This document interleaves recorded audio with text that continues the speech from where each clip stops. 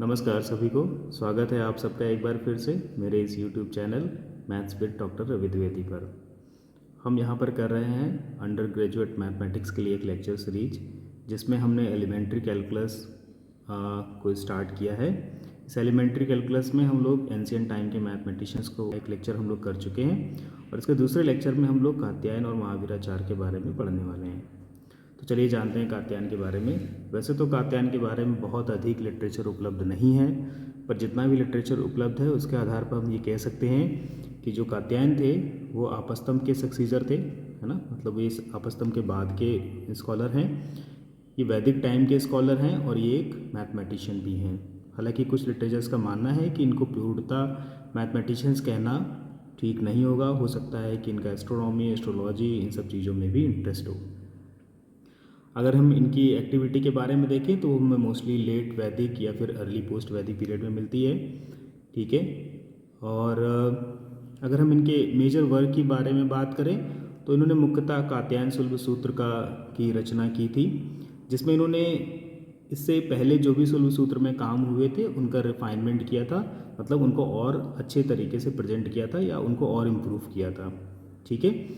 और उन्हीं काम को इन्होंने कंटिन्यू करते हुए इनके जो मैथमेटिकल कंट्रीब्यूशंस हैं वो इस तरीके हैं कि इन्होंने जो भी ज्योमेट्रिक कंस्ट्रक्शंस थे फॉर जो वेदी हम लोग बनाते थे पूजा पाठ के लिए, उनमें जो ज्योमेट्रिक कंस्ट्रक्शंस यूज़ हुए थे उनको सिस्टमाइज करके इन्होंने प्रेजेंट किया।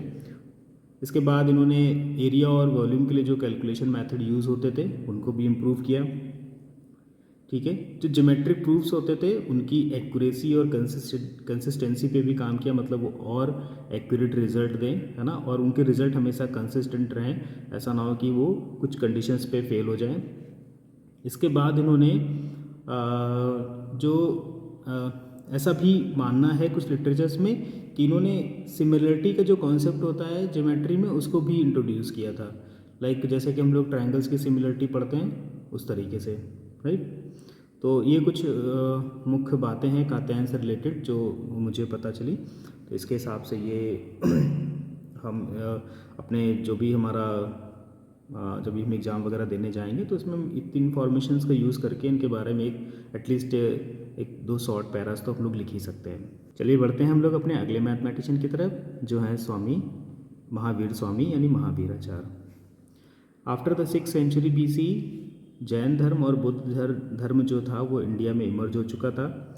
उसमें से जो जैन धर्म था पर्टिकुलरली वो मैथमेटिक्स पे एम्फेसाइज था, मतलब उनका मैथमेटिक्स में इंटरेस्ट था। उनके जो फाउंडर थे महावीर स्वामी, जैन धर्म के जो फाउंडर थे, उनका खुद भी मैथमेटिक्स में इंटरेस्ट था।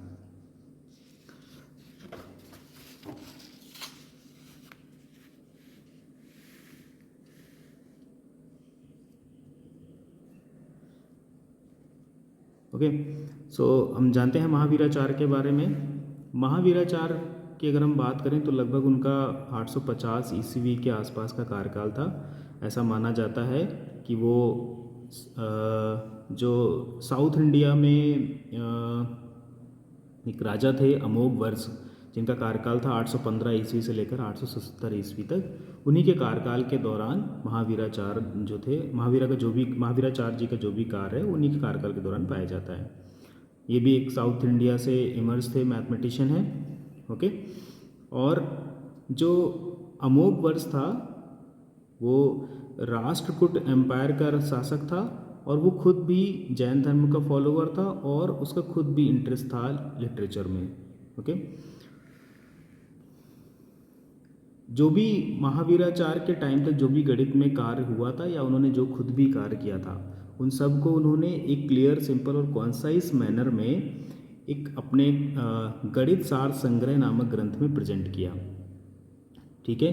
गणित सार संग्रह क्या है इसके बारे में ज़रा हम लोग जान लेते हैं। ये मैंने बताया कि ये महावीराचार्य के टाइम तक जितना भी काम हुआ था मैथमेटिक्स में उन सब का एक कलेक्शन है, ठीक है। इसके बाद अगर हम इस मैन्युस्क्रिप्ट की बात करें तो 1912 ईस्वी में से प्रोफेसर रंगाचार्य ने खोजा था और इसकी 3 जो इनकम्प्लीट हैंड रिटन जो कॉपी थी वो उनको मिली थी मद्रास लाइब्रेरी में, ठीक है। इसके बाद एक जैन स्कॉलर उन्होंने इसका कंप्लीट टेक्स्ट ऑब्टेन किया था जो कन्नड़ भाषा में था, ठीक है।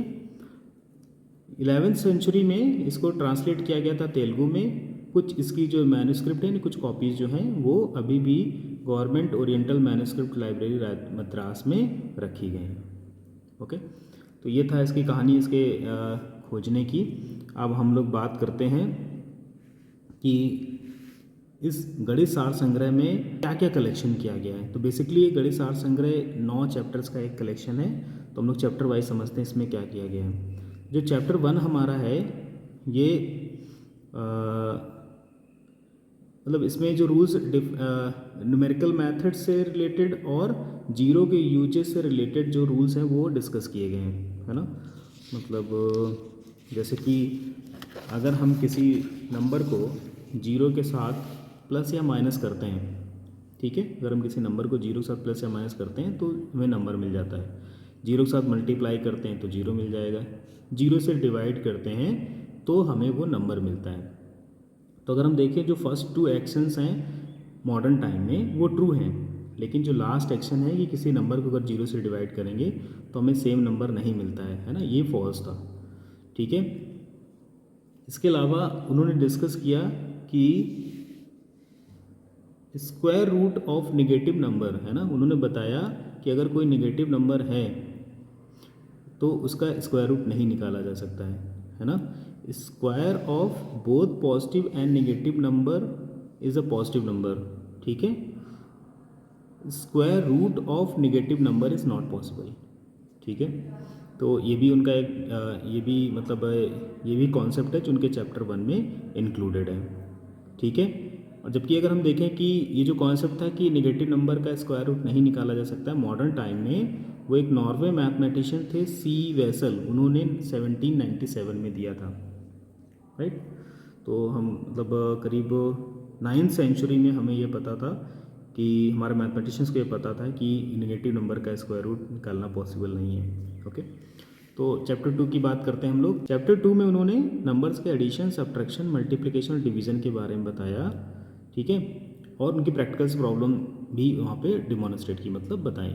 जैसे एग्जांपल है कि अगर हम नंबर्स 1 1 0 1 1 0 1 एंड 1 को उनके रिस्पेक्टिव ऑर्डर में अरेंज करें, जैसा ऑर्डर दिया गया है, और फिर उसको मल्टीप्लाई करें 91 से, ठीक है। The resulting answer will be the price of Prince necklace. तो जो प्रिंस ने नेकलेस पहना हुआ है उसकी हमें मतलब क्या मिल जाएगा, प्राइस मिल जाएगा, ठीक है। इसका मतलब ये था कि अगर हम इसको डिविजिट को अरेंज करें तो ये नंबर मिलेगा, उसको 91 से मल्टीप्लाई करें तो ये प्राइस आ जाएगा प्रिंस के नेकलेस का, राइट। इसी तरीके से जो चैप्टर 3 एंड 4 था, है ना, उसमें इस तरीके से मतलब लगभग प्रॉब्लम उसी से रिलेटेड थी, पर इस बार ना नंबर्स की जगह, इंटीजर्स की जगह फ्रैक्शंस का यूज़ हुआ है ना, फ्रैक्शंस का भी इसमें यूज़ हुआ है। जैसे कि उन्होंने एक एग्जांपल दिया है इसमें कि एक हाथियों का झुंड है, उसका 1/3 जो है वो जंगल में देखा गया। Square root of the remaining is observe on a hill, ठीक है, multiplied by 3। Additionally 1 elephant is seen in a lake with 3 female elephants. Determine the total number of elephants in the heard. तो हम देख सकते हैं कि chapter 3 और 4 में फ्रैक्शंस, स्क्वायर रूट और एडिशन, सब्ट्रैक्शन सारी चीज़ें इंक्लूड हैं, राइट। ओके, और मैं चाहूँगा कि जो लोग भी इस वीडियो को देख रहे हैं इसका आंसर निकाल के मुझे कमेंट में ज़रूर बताएं। फिर इसके बाद जो हमारा चैप्टर 5 था वो रूल्स ऑफ 3 को डिस्कस करता है। रूल्स ऑफ 3 का मतलब है कि अगर A/B = C/D है और हमें A, B और C की वैल्यू पता है तो हम D की वैल्यू निकाल सकते हैं। एक तरीके से जो हम मॉडर्न टाइम में जिसको प्रोपोर्शनल रूल कहते हैं उसके बारे में बताया गया है। चैप्टर 6 जो है वो एप्लीकेशंस है, जो भी प्रीवियस चैप्टर्स में एक्सप्लेन किया गया था। फिर चैप्टर 7 और 8 जो हमारे हैं वो ज्योमेट्री से रिलेटेड प्रॉब्लम्स को बताते हैं, ठीक है। जैसे कि methods for finding the legs of a right angle triangle, ठीक है, जो कि हमारे इक्विवेलेंट है पाइथागोरियन थ्योरम के, ठीक है। Formula for calculating the area of triangle, जो कि इक्वल है हीरोन्स फार्मूला के। Area and diagonal of cyclic quadrilateral. Cyclic quadrilateral में बता देता हूँ, चक्री चतुर्भुज होते हैं ऐसे चतुर्भुज ऐसा क्वाड्रिलेटरल जिसके सारे वर्टेक्स जो हैं वो एक सर्कल पर हों, है ना। तो ये सारी चीज़ें चैप्टर 7 एंड 8 में डिस्कस की गई हैं। इसके बाद चैप्टर 9 में जो शैडो से रिलेटेड प्रॉब्लम्स थी उनके बारे में डिस्कस किया गया है। एक तरीके से हम ये भी कह सकते हैं कि ट्रिग्नोमेट्री का कुछ पार्ट जो है वो वहाँ से इंट्रोड्यूस होना शुरू हो गया था, ठीक है। जैसे कि शैडो प्रॉब्लम्स कुछ इस तरीके से होती हैं कि हाइट अगर नोन है तो हम ऑब्जेक्ट डिटरमाइन कर सकते हैं using the shadow of another known object, ठीक है। अगर किसी एक ऑब्जेक्ट की हमें शैडो पता है तो हम उस ऑब्जेक्ट की हाइट निकाल सकते हैं using the shadow of another object. Similar है जैसे कि हम लोग ट्रिग्नोमेट्री में करते हैं हाइट एंड डिस्टेंस वाले चैप्टर में, ठीक है। एडिशनली अगर हमें एंगल ऑफ एलिवेशन और डिप्रेशन पता है, यानी उन्नयन और अवनयन कोण पता है, तो भी हम लोग हाइट निकाल सकते हैं using the length of shadow, ठीक है। सो ये था हमारा आज के मैथमेटिशियंस का बायो और उनका कंट्रीब्यूशन, जिसमें हम लोगों ने कात्यायन और महावीराचार्य के जो मेन कंट्रीब्यूशंस थे उनको हम लोगों ने कवर कर लिया है। Okay, so thank you everyone for watching this video. I hope you are getting enough material for your examination, so keep watching and keep learning. Thank you so much.